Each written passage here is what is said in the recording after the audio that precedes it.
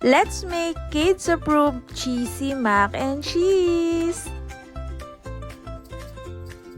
Pauwi na nga galing sa maghapong school si Tisay, kaya eto't gagawan nga natin siya ng paborito niyang merienda. Napakasimple lang naman ng recipe na to, pero syempre mas papasarapin natin at mas gagawin nating mas cheesy yung mac and cheese natin. Inuna ko nang lutuin itong macaroni natin and after ilang minutes nga ay luto na nga rin to.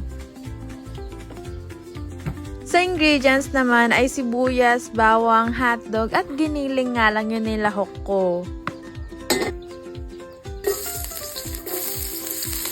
Alam niyo ba, ilang beses na rin talaga ako nagluluto nito kasi nga gustong gusto namin to. Ang problema ko lang talaga sa nauna kong recipe ay medyo hassle yung cheese sauce. Ang dami mo kasing paghahalu-haluin kaya this time mas padaliin natin siya. Etong Cheese Miss Instant Cheese Sauce Powder Mix nga itong gamit ko. Opo, ito lang yung ginamit ko sa cheese sauce para dun sa macaroni natin at in fairness ha, ihahalo mo nga lang to sa kumukulong tubig at ayan nga may cheese sauce ka na. Super cheesy, super sarap at pinaka-importante, kids approved!